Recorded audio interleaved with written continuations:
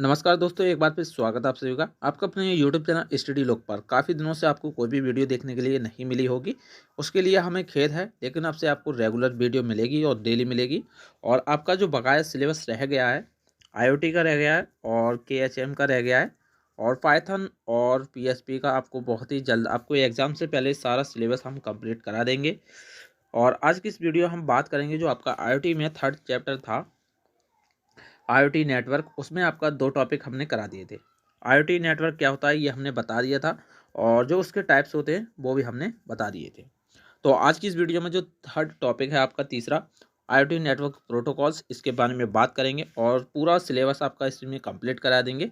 यानी कि पूरा चैप्टर आपका इसी वीडियो में हो जाएगा। और लॉन्ग वीडियो है, एंड तक पूरी देखिए और चैनल को सब्सक्राइब जरूर कर लीजिए जो स्टूडेंट नए हैं।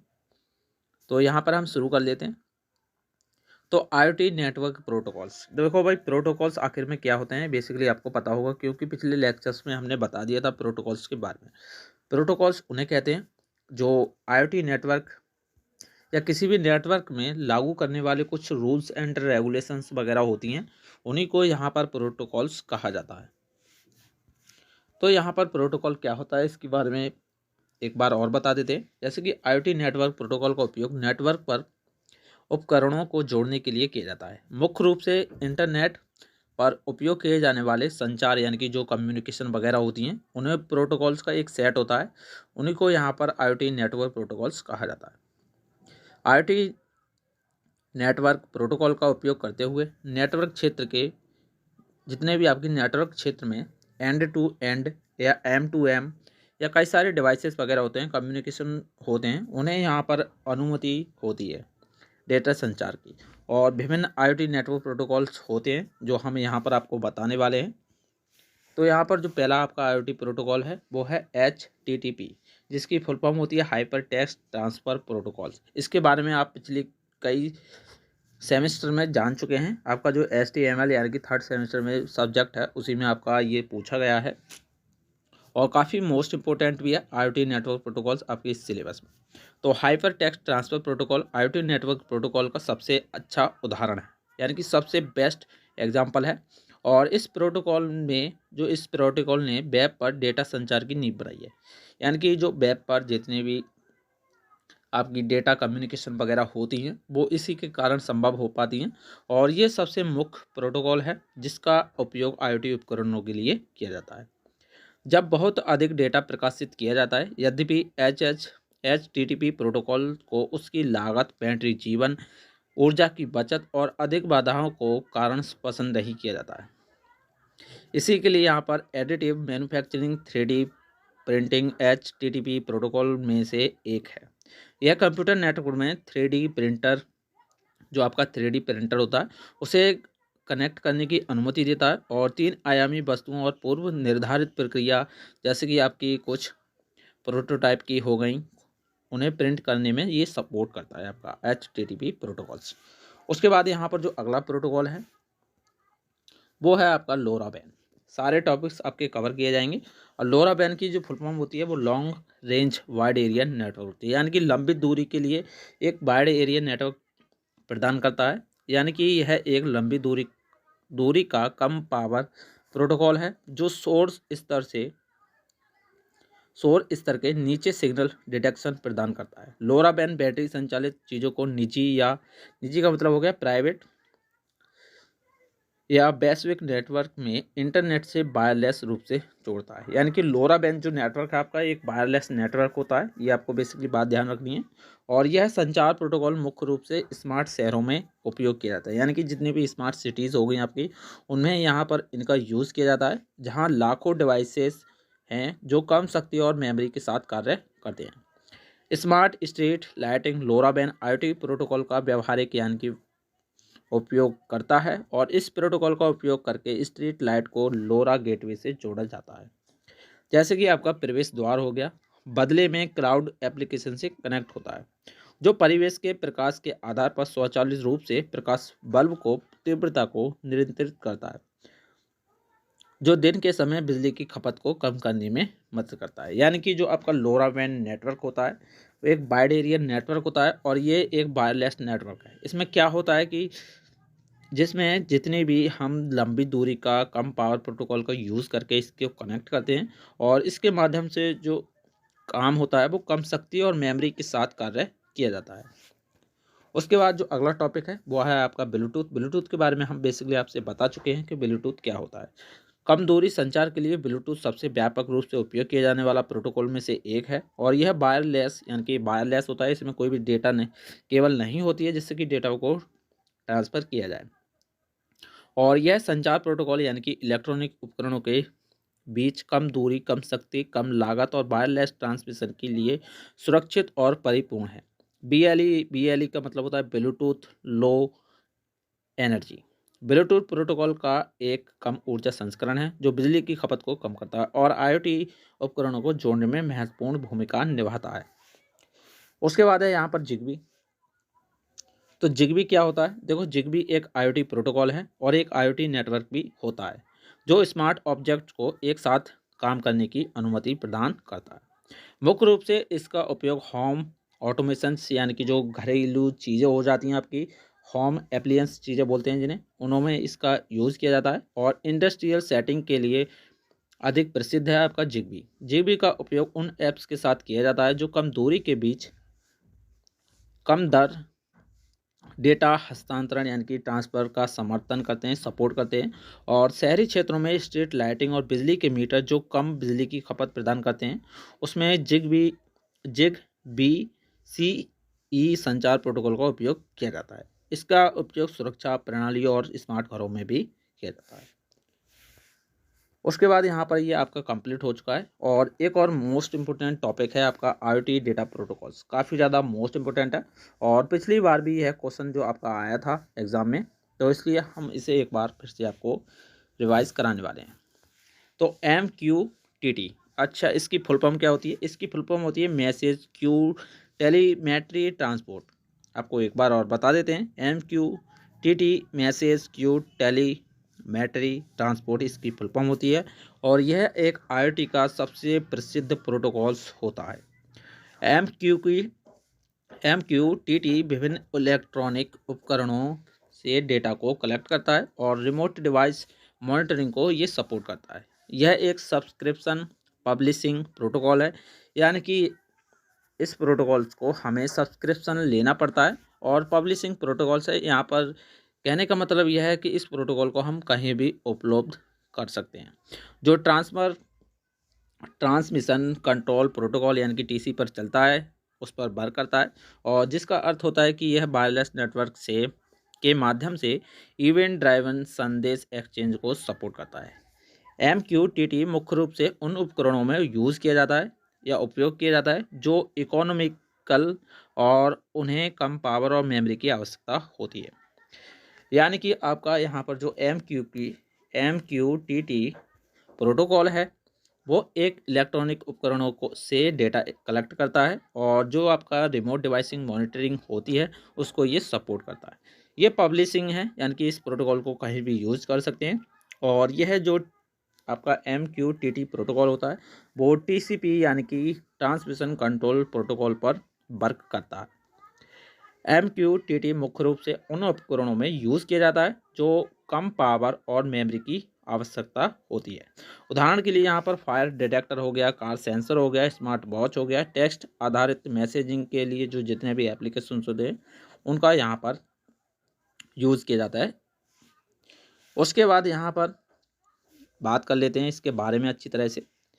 MQTT यानी कि मैसेज क्यू टेलीमेट्री ट्रांसपोर्ट एक मैसेजिंग प्रोटोकॉल है जिसे सन 1999 में IBM के एंडी स्टैनफोर्ड क्लार्क और एयरकॉम के आर्लेन नेपर की सहायता से विकसित किया गया था और इसे M2M संचार के लिए भी डिज़ाइन किया गया था और यह मुख्य रूप से IoT में रिमोट ट्रैकिंग के लिए उपयोग किया जाता है। इसकी प्राथमिक चुनौती कई गैजेट से आंकड़े एकत्रित करना और उसके मुख्य ढांचे की डिलीवरी करना होता है। MQTT गैजेट और नेटवर्क की पैकेज और बेयर से जोड़ता है और सभी उपकरण जो होते हैं वो IBM के लिए नए संदेश विजन उपकरण होते हैं। जैसे कि आपका फैक्ट फोकसिंग सर्वर हो गए, उसके साथ ये हमेशा कनेक्ट रहता है। जैसे कि यहाँ पर इसका डायग्राम है जो आप यहाँ पर देख सकते हैं। यहाँ पर ये आपका बीच में MQTT एक ब्रोकर होता है जिसमें आपको पब्लिशिंग सब्सक्रिप्शन का जो है वो डेटा यहाँ पर ट्रांसफ़र होता रहता है। उसके बाद यहाँ पर बात कर लेते हैं अगला जो टॉपिक है आपका, इसमें दूसरा होता है AMQP। इसकी फुल फॉर्म होती है मैसेज ओरिएंटेड मिडल वेयर। यह प्रोटोकॉल जॉन ओ हारा द्वारा लंदन में JP मॉर्गन चेस में विकसित किया गया था और यह डेवलपर वातावरण के लिए एक सॉफ्टवेयर परत प्रोटोकॉल है। यानी कि यह संदेश परिवहन वारंटी जैसे कम से कम एक बार, कम से ज़्यादा बार और शिपिंग के रूप में विश्वसनीय मौखिक आदान प्रदान का यह सपोर्ट करता है। AMQP IoT प्रोटोकॉल में हार्ड और फास्ट घटक होते हैं जो एक ब्रोकर वाहक में संदेशों को घटकों के साथ एक तारों के लिए नीतियों के एक सेट के साथ रूट और सेव करते हैं। AMQP प्रोटोकॉल प्रोग्राम को डीलर से बात करने और AMQP मॉडल के साथ जुड़ने में सक्षम बनाता है, सपोर्ट करता है। और इस संस्करण में निम्नलिखित 3 एडिटिव्स होते हैं जो पसंदीदा क्षमता बनाने के लिए सर्वर में प्रोसेसिंग चेन से कनेक्ट होते हैं। अब यहाँ पर जो इसका डायग्राम है वो आप यहाँ पर देख सकते हैं। अब यहाँ पर क्या होता है, जब भी हम कोई भी सर्विस यहाँ पर चालू करते हैं तो वो एक्सचेंज होती है हमारी क्यू के ज़रिए। यहाँ पर आप देख सकते हैं सर्विस और यहाँ पर ये इसका एक्सचेंज पेज और बीच में आपका AMQP ब्रोकर लगा हुआ होता है और जो सर्विस को बार चेंज करके यहाँ पर हमें प्रदान कर देता है।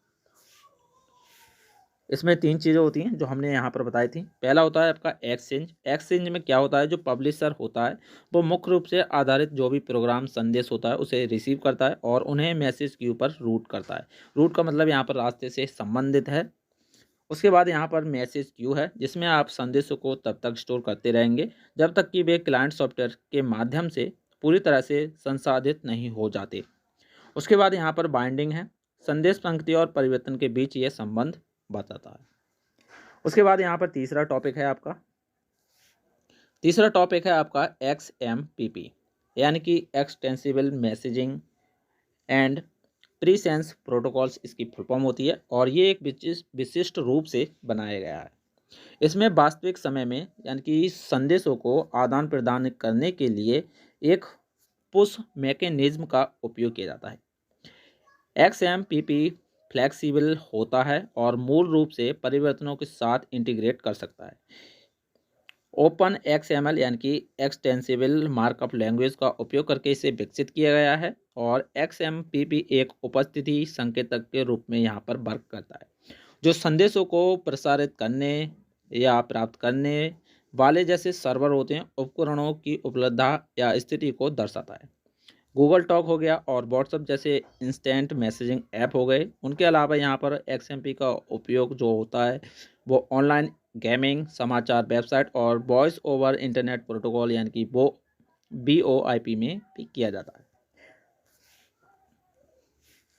यह प्रोटोकॉल सन 1999 में जैबर ओपन सोर्स कम्युनिटी द्वारा डेवलप किया गया था और जब शुरू में जेवर के रूप में जाना जाता था आपका ये existential messaging and praises protocol यानी कि XMPP आप व्यापक रूप से संचार प्रोटोकॉल के रूप में उपयोग किया जाता है और एक्सटेंसिबल मार्कअप लैंग्वेज यानी कि जो आपकी XML होती है उसके आधार पर XMPP नेटवर्क पर कई संस्थाओं के बीच डेटा के तेज निकट वास्तविक रूप के आदान प्रदान को ये सक्षम बनाता है। अधिकांश डायरेक्ट संदेश प्रोटोकॉल के विपरीत XMPP को एक ओपन स्टैंडर्ड में यहाँ पर वर्णित किया गया है और विकास के अनुरूप में एक ओपन सिस्टम अप्रोच का उपयोग करता है आपका ये, जिसके द्वारा आप कोई भी XMPP सर्विस यहाँ पर लागू कर सकते हैं। और अन्य बात करी जाए अन्य जितने भी ऑर्गेनाइजेशन हैं उनके लिए एक कार्य के साथ इंटरऑपरेटर कर सकता है, क्योंकि यह नियमों का एक खुला सेट है। किसी भी सॉफ्टवेयर लाइसेंस का उपयोग करके इसे विकसित किया जा सकता है। और कई सर्वर, क्लाइंट और लाइब्रेरी XMPP कार्यान्वयन निःशुल्क और ओपन सोर्स सॉफ्टवेयर के रूप में वितरित किए जाते हैं। यानी कि ये एक बिल्कुल फ्री लाइसेंस है इसका, आप इसे कहीं भी चला सकते हैं। और इसमें कई फ्रीवेयर और वाणिज्यिक सॉफ्टवेयर कार्यान्वयन भी होते हैं। यहाँ पर ये इसका डायग्राम है जिसमें आप देखेंगे कुछ XMPP सर्वर होते हैं और यहाँ पर इनके बीच जो क्लाइंट सर्वर वगैरह होते हैं उनके यहाँ पर डाटा ट्रांसफ़र किया जाता है। उसके बाद यहाँ पर जो चौथा है आपका वो है M2M। M2M का मतलब होता है machine to machine communication protocol, और यह एक ओपन इंडस्ट्रियल प्रोटोकॉल है जो उपकरणों के साथ दूरस्थ यानी कि दूर रहने वाली अनुप्रयोग प्रबंधन प्रदान करने के लिए बनाया गया है। एक टॉक लागत प्रभावी है और सार्वजनिक नेटवर्क का उपयोग करता है, और ये एक ऐसा वातावरण बनाता है जहां दो मशीनें संचार कर सकती हैं, यानी कि दो मशीनें आपस में डेटा को एक दूसरे से ट्रांसफ़र कर सकती हैं और डेटा का आदान प्रदान करती हैं। और यह प्रोटोकॉल मशीनों के स्व निगरानी का समर्थन करता है, यानी कि वो मशीनें जो होती हैं वो खुद अपने आप को मॉनिटरिंग डिवाइस मानती हैं और सिस्टम को बदलते परिवेश के अनुसार अनुकूलित करने को यह अनुमति देता है। और M2M संचार प्रोटोकॉल का उपयोग स्मार्ट घरों, स्वचालित वाहन, प्रमाणीकरण, वेंडिंग मशीनों और ATM मशीनों के लिए किया जाता है। उसके बाद यहाँ पर ये इसका डायग्राम है जो आप देख सकते हैं। इसे घरेलू चीज़ों में इस्तेमाल किया जाता है, जैसे कि आपका कार हो गई, वॉच हो गई, ट्रेन वगैरह हो गई, कई सारी चीज़ें हैं जिसमें इसका यूज़ किया जाता है। उसके बाद यहाँ पर अगला है आपका कॉप। कॉप काफ़ी ज़्यादा मोस्ट इम्पोर्टेंट है, अलग से ये क्वेश्चन भी पूछा जा सकता है। इसका फुल फॉर्म होता है कंस्ट्रेंट एप्लीकेशन प्रोटोकॉल, और इसके बारे में जान लेते हैं आखिर में ये होता क्या है। कॉप्स प्रतिबंधित मैजेट्स के लिए एक इंटरनेट उपयोगिता प्रोटोकॉल है, यानी कि एक मैजेट्स के लिए एक इंटरनेट उपयोगिता प्रोटोकॉल है। और इस प्रोटोकॉल का उपयोग करके क्लाइंट्स, जो आपका क्लाइंट सर्वर होता है, क्लाइंट सर्वर को एक अनुरोध भेजा जा सकता है और सर्वर क्लाइंट में प्रतिक्रिया को, यानी कि जो प्रोसेस होती है वो HTTP में वापस भेज सकता है। हल्के वजन के कार्यान्वयन के लिए यह UDP यानी कि यूजर डेटाग्राम प्रोटोकॉल का उपयोग करता है और स्पेस उपयोग को कम करता है, यानी कि जो भी इसमें मेमोरी में स्पेस होता है उसे कम करता है। और यह प्रोटोकॉल बाइनरी डेटा प्रारूप यानी कि EXL यानी कि एफिशिएंट XML इंटरचेंज का उपयोग करता है। कोप प्रोटोकॉल का उपयोग मुख्य रूप से स्वचालन, मोबाइल और माइक्रो कंट्रोलर में किया जाता है, और प्रोटोकॉल घरों में उपकरणीय जैसे एप्लीकेशन एंड पॉइंट्स के लिए एक अनुरोध भेजता है और एप्लीकेशन में सेवाओं और संसाधनों की प्रोसेस को यह वापस भेजता है। कॉप जो होता है व्यवस्थित गैजेट्स के लिए एक इंटरनेट उपयोगिता प्रोटोकॉल है और इसमें कम बैंडविड्थ उपयोगिता वाले सीमित नेटवर्क के माध्यम से IoT में होने वाले सरल सीमित उपकरणों को सक्षम करने के लिए बनाया गया है। यह प्रोटोकॉल मुख्य रूप से मशीन टू मशीन यानी कि M2M संचार के लिए उपयोग किया जाता है और विशेष रूप से IoT सिस्टम के लिए बनाया गया है, जो HTTP प्रोटोकॉल पर जो होता है आपका उस पर आधारित होता है। और कोप हल्के कार्यान्वयन के लिए UDP प्रोटोकॉल का उपयोग करता है और ये रेस्टफुल आर्किटेक्चर का भी यूज़ करता है, जो कि HTTP प्रोटोकॉल की तरह ही होता है। और यह स्लीपिंग लेयर में आंकड़ों के आरामदायक स्विच के लिए डेल्स का उपयोग करता है।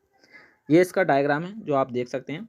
रेस्ट, इंटरनेट वगैरह यहाँ पर सब कुछ है आपका, जो आप यहाँ पर देख सकते हैं। उसके बाद अगला टॉपिक है आपका माइक्रो कंट्रोलर। काफ़ी ज़्यादा मोस्ट इम्पोर्टेंट टॉपिक है और वीडियो पूरी तरह से लॉन्ग हो जाएगी, तो वीडियो को एंड तक जरूर देखें, आपका टॉपिक यहाँ पर कंप्लीट हो जाएगा। PDF नोट्स आपको टेलीग्राम या व्हाट्सएप ग्रुप में देखने के लिए मिल जाएंगे। तो यहाँ पर हम बात कर लेते हैं माइक्रो कंट्रोलर। देखो भाई, जो आपका माइक्रो कंट्रोलर होता है वो VLSI यानी कि वेरी लार्ज स्केल इंटीग्रेशन पर वर्क करता है, यानी कि इसमें एक सर्किट IC होती है इसी की, जिसमें इलेक्ट्रॉनिक कंप्यूटिंग यूनिट और लॉजिक यूनिट संयुक्त करके एक CPU यहाँ पर डेवलप किया जाता है और उसमें आपकी मेमोरी हो जाती है, जैसे कि प्राइमरी और डेटा मेमोरी आ जाती है। और कुछ इसमें आपके IO पार्ट्स होते हैं, जैसे कि इनपुट आउटपुट पोर्ट हो गए, और कुछ अन्य घटक भी होते हैं जो यहाँ पर हम दिखाने वाले हैं। तो ये है आपका माइक्रो कंट्रोलर का वर्किंग डायग्राम, जिसमें आपका CPU होता है और यहाँ पर CPU से कनेक्टेड आपकी मेमोरीज वगैरह होती हैं, कुछ IO पोर्ट्स वगैरह होते हैं, यहाँ पर बस का भी यूज़ किया जाता है। और ADC और DAC दो कंट्रोलर होते हैं आपके, दो कन्वर्टर होते हैं जिनमें हम डेटा को यहाँ पर आदान प्रदान के लिए यूज़ करते हैं। और सीरियल कम्युनिकेशन भी यहाँ पर होता है। सबके बारे में यहाँ पर टाइमर्स और काउंटर्स भी सबके बारे में डिटेल्स पूर्वक बात करेंगे। तो माइक्रो कंट्रोल में 3 घटक होते हैं, 3 कंपोनेंट होते हैं, ये बेसिकली आपको बता दिया है। पहला घटक जो होता है आपका सीपीयू होता है, जिसे सेंट्रल प्रोसेसिंग यूनिट बोलते हैं। दूसरा होता है स्मृति मेमोरी यानी कि मेमोरी कार्ड जिसे बोलते हैं। मेमोरी कार्ड नहीं है, मेमोरी है जो आपकी सीपीयू में यूज़ की जाती है। उसके बाद यहाँ पर आईओ पोर्ट होता है। अब इनके बारे में एक एक करके बात कर लेते हैं। तो सीपीयू के बारे में आपको बेसिकली पता होगा, सीपीयू कंप्यूटर का मस्तिष्क होता है, यानी कि एक दिमाग की तरह कार्य करता है। और सेंट्रल प्रोसेसिंग यूनिट या सीपीयू माइक्रो कंट्रोल का दिमाग होता है। इसमें एक अंकगणितीय तर्क यानी कि अर्थमेटिकल कुछ सॉल्यूशंस वगैरह किए जाते हैं। जो एएलयू यानी कि जो एएलयू होता है आपका, उसमें यहाँ पर ये वर्क किया जाता है। एक सीपीयू अंकगणित तार्किक और डेटा आवंटन संचालन करने के लिए निर्देश को साझा करता है और विभाजित करता है और एग्जीक्यूट भी करता है। मेमोरी की बात करें तो मेमोरी आपकी 2 प्रकार की होती है सीपीयू में। एक होती है आपकी प्राइमरी मेमोरी और दूसरी होती है सेकेंडरी मेमोरी, जिसे डेटा मेमोरी भी बोल सकते हैं। प्रोग्राम मेमोरी जैसा कि नाम से पता चलता है कि इसके प्रोग्राम द्वारा सीपीयू द्वारा जो एग्जीक्यूट किए जाने वाले निर्देश होते हैं, उनको दूसरी ओर डेटा मेमोरी यानी कि जो निर्देशों को एग्जीक्यूट करते समय स्थायी डेटा को स्टोर करने के लिए आवश्यक होता है। आमतौर पर प्रोग्राम में एक रीड ओनली मेमोरी हो जाती है और यह रोम हो जाती है। और डेटा मेमोरी एक रैंडम एक्सेस मेमोरी होती है जो डेटा मेमोरी को कभी कभी राइट करने के लिए कहलाती है। कुछ आपके आईओ पोर्ट्स होते हैं बाहरी दुनिया के लिए, माइक्रो कंट्रोलर के लिए लिंक आईओ पोर्ट्स या निर्देशक आउटपुट पोर्ट द्वारा प्रदान किए जाते हैं। नियामक डिवाइस स्विच, कीपैड और आदि उपयोगकर्ता के सीपीयू से डेटा को रूप में जानकारी प्रदान करने के लिए यहाँ पर इनका यूज़ किया जाता है। और सीपीयू में आपके निर्देशांक डिवाइस से डेटा प्राप्त करने पर उचित निर्देशों को एग्जीक्यूट यानी कि निष्पादित करने पर आउटपुट डिवाइस जैसे एलईडी डिस्प्ले, प्रिंटर आदि के माध्यम से यहाँ पर इनकी प्रतिक्रिया की जाती है। जैसे कि यहाँ पर अगला है आपका बस के बारे में आपको बता दिया है कि एक माइक्रो कंट्रोलर का अन्य महत्वपूर्ण घटक बस होता है, लेकिन सिस्टम बस पर यह शायद कभी भी चर्चा की जाती है।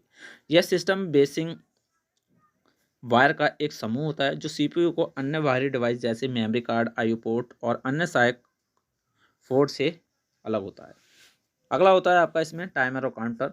माइक्रो कंट्रोल के महत्वपूर्ण विवरणों में से एक सूचना और काउंटर है। वे समय की देरी और भारी घटनाओं की गिनती के संचालन के लिए पेशकश करते हैं, यानी कि इनका यूज समय की देरी और भारी घटनाओं को गिनने के लिए, काउंटिंग करने के लिए यहाँ पर टाइमर और काउंटिंग का यूज़ किया जाता है। इसके अतिरिक्त एक तरफा और फैंटेसी जनरेशन, ब्लूज्ड मॉड्यूलेशन, क्लॉक कंट्रोल आदि प्रदान यहाँ पर किए जाते हैं। उसके बाद यहाँ पर सीरियल पोर्ट है आपका।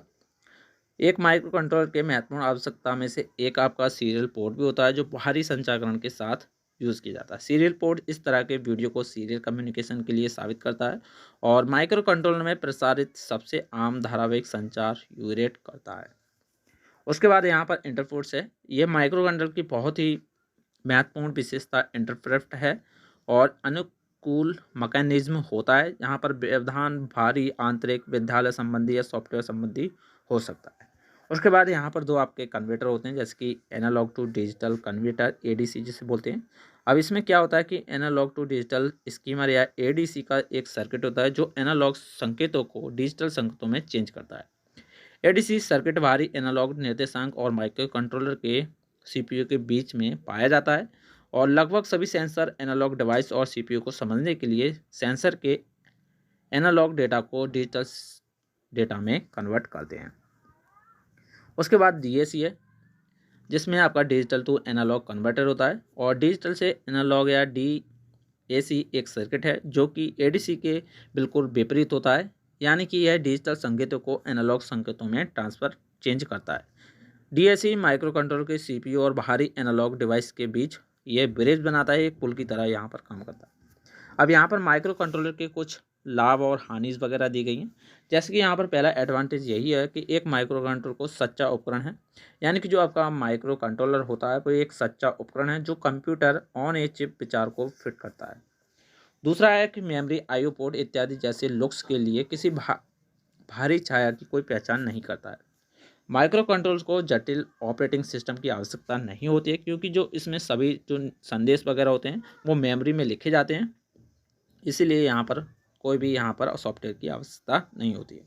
सभी प्लेसमेंट आउटपुट पोर्ट प्रोग्राम करने योग्य होते हैं और सभी आवश्यक प्रमाणीकरण यानी कि उत्पाद या जो एप्लीकेशन होती है उनकी यहाँ पर जो रूपरेखा होती है समय और क्षेत्र को कम किया जाता है। उसके बाद यहाँ पर डिसएडवांटेज की बात की जाए तो माइक्रो कंट्रोलर्स को उनकी संगणना के शक्ति के लिए नहीं जाना जाता है। स्मृति की मात्रा उन निर्देशों को सीमित करती है जो एक माइक्रो कंट्रोलर एग्जीक्यूट कर सकता है। कोई ऑपरेटिंग सिस्टम नहीं है इसमें और इसलिए सभी निर्देश दिए जाने चाहिए। माइक्रो कंट्रोलर्स के यूज़ वगैरह यहाँ पर हैं। अब यहाँ पर किस किस में यहाँ पर इसका यूज़ किया जाता है उसके बारे में जान लेते हैं। जैसे कि माइक्रो कंट्रोलर का बड़ी संख्या में उपयोग किया जाता है और वास्तव में समय स्वास्थ्य प्रणाली उद्योग सूक्ष्म नियंत्रण स्थायी रूप से है और माइक्रो कंट्रोलर के कुछ एप्लीकेशन होते हैं जो हम यहाँ पर बताने वाले हैं। यहाँ पर होता है वॉशिंग मशीन, जैसे आपके कई सारे उपकरण हो जाते हैं। फ्रंट पैनल कंट्रोलर हो जाता है आपका, और कुछ समारोह हो जाता है, और धुआं और आग अलमक हो जाता है। होम ऑटोमेशन सिस्टम हो जाते हैं, और जो कार में हेड लैंप होते हैं उन्हें कार में दिखाने वाले कुछ हेड पंप होते हैं, हेड हेड लैंप होते हैं। स्पीड सेंस्ड और डोर लॉकिंग सिस्टम भी इसमें होता है आपका। और यहाँ पर हम अगला टॉपिक है आपका माइक्रो कंट्रोलर टाइप्स।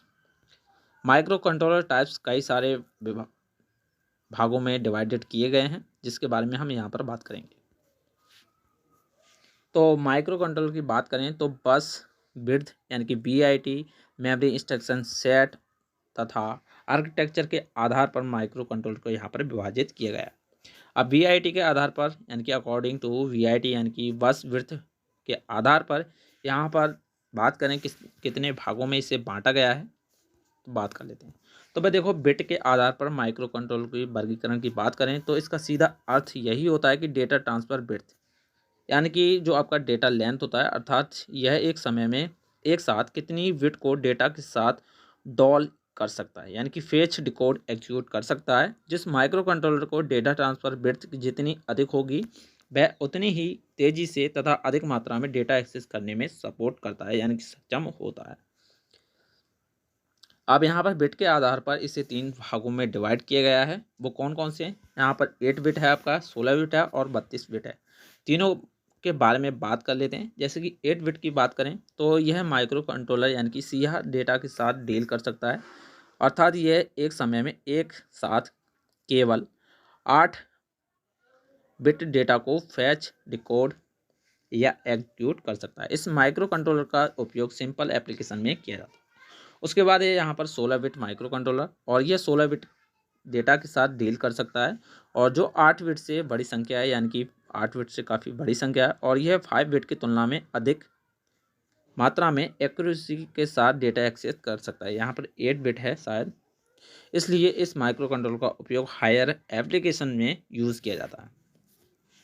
उसके बाद है यहाँ पर 32 बिट, और यह 32 बिट की जो जितना भी डाटा होता है उसके साथ डील करता है, जो एक बड़ी संख्या कहलाती है, और इसलिए इस माइक्रो कंट्रोलर का उपयोग उस मशीन में किया जाता है जिसमें अधिक तथा तीव्रता से डेटा एग्जीक्यूट करने की आवश्यकता होती है।